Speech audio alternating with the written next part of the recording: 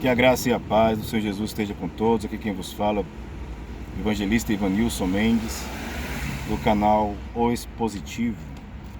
Pois bem, hoje estamos no capítulo 19 do Evangelho segundo escreveu João.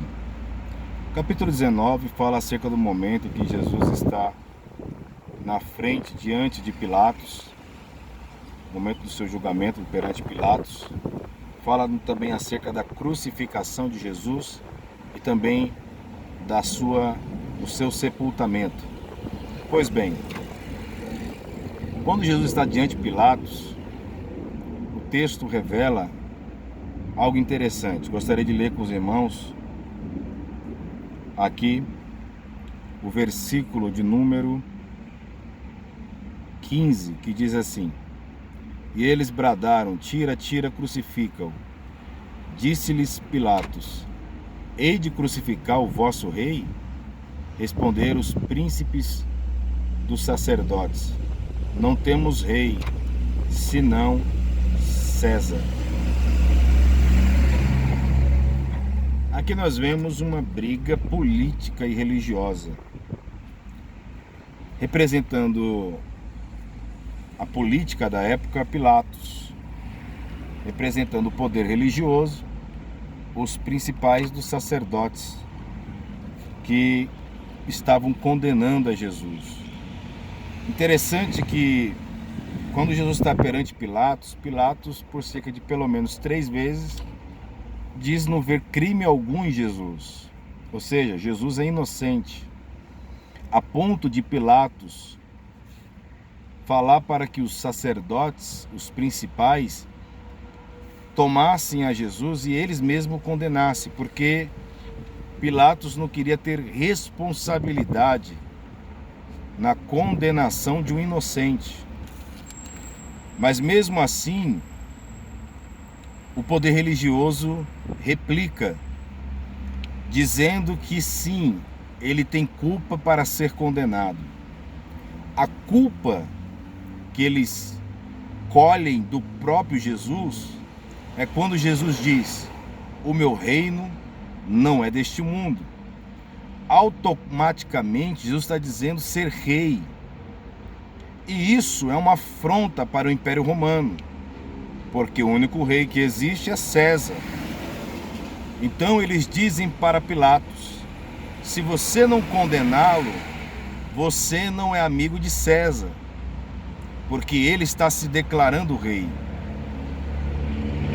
A ponto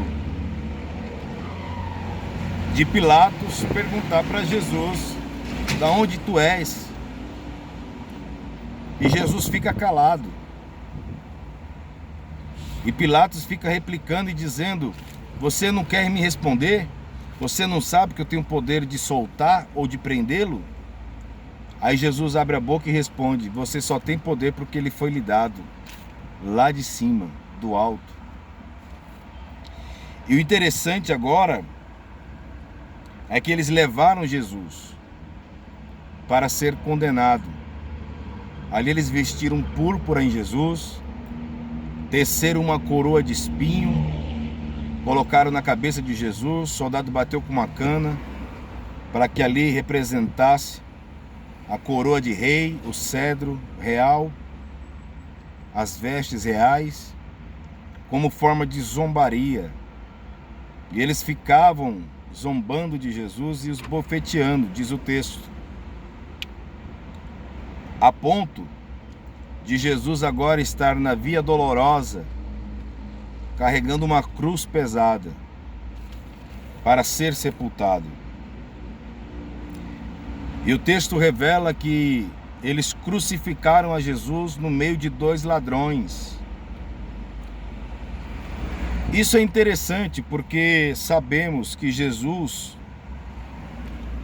de fato, tem que estar no meio. Porque Jesus, ele é o centro de todas as coisas. E Pilatos agora escreve numa placa: Jesus Nazareno, Rei dos Judeus, em 3 linguagens, hebraico, latim e grego, para que todos entendessem. E o interessante é que, de fato, Jesus ele é rei. Só que ele é Rei dos Reis e Senhor dos Senhores. Jesus agora está na cruz, por certo, forma de zombaria, mas isso deixou o poder religioso perturbado, a ponto de falar para Pilatos: não, corrige isso. Não escreve que ele é rei dos judeus, escreve que ele diz ser rei dos judeus. E Pilatos diz: o que eu escrevi, escrevi. Acabou. Jesus está na cruz como forma de zombaria. Mas entenda bem uma coisa: ele se revelará para toda a humanidade como Rei dos Reis e Senhor dos Senhores. Ele veio como cordeiro mudo que tira o pecado do mundo, mas ele voltará como leão da tribo de Judá. Ele veio filho de José, o carpinteiro de Nazaré, mas ele voltará como filho de Davi. Ele estava seminu na via dolorosa para ser crucificado, mas ele voltará vestido de linho fino, salpicado de sangue, que simboliza a justiça. Ele, na sua primeira vinda, ele veio clamando da sua boca: bem-aventurado, bem-aventurado. Mas ele voltará, e da sua boca não sairá bem-aventuranças, mas uma espada afiada de 2 gumes, que tem poder de penetração na divisão da alma e do espírito, e é apto a discernir entre juntas e medulas e intenção dos corações dos homens. Na sua primeira vinda, ele entrou em Jerusalém montado no jumentinho, filho de jumenta. Mas ele voltará montado num cavalo branco. Ele usou coroa de espinhos. Ele usou coroa de espinhos na sua crucificação. Mas ele voltará com uma coroa com vários diademas. Dos seus olhos saíram lágrimas, mas ele voltará com seus olhos saindo chama de fogo. Entenda bem uma coisa: a cruz não foi a derrota, como diz o Papa. A cruz foi a coroa da vitória do nosso Senhor e Salvador Jesus Cristo. Agora a Bíblia vai dizer que ele tem sede para que se cumprisse a Escritura. E o soldado romano, ele molha uma esponja no vinagre e coloca na boca de Jesus, e Jesus expira e diz: tetelestai, que quer dizer está consumado. A palavra está consumado significa paguei a conta. Existia uma dívida da humanidade. Todos pecaram e destituídos foram da glória de Deus, mas o sangue do Calvário nos redimiu de todos os nossos pecados, a ponto de Jesus cumprir toda a sua missão na terra e pagar a nossa dívida. Glória seja dada ao nome do Senhor Jesus. Agora o texto vai dizer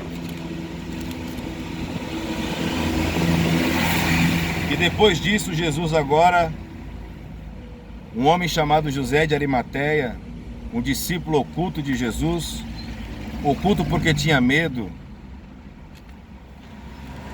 e tinha medo do império religioso, do império político. Esse homem era um homem rico, e ele tinha uma sepultura próxima do Gólgota, do Monte Caveira, onde Jesus foi crucificado.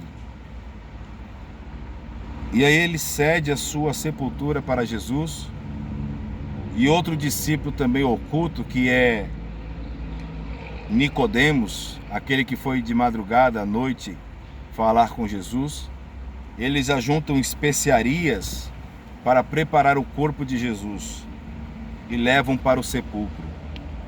Até aqui a nossa reflexão do capítulo 19 do Evangelho de João.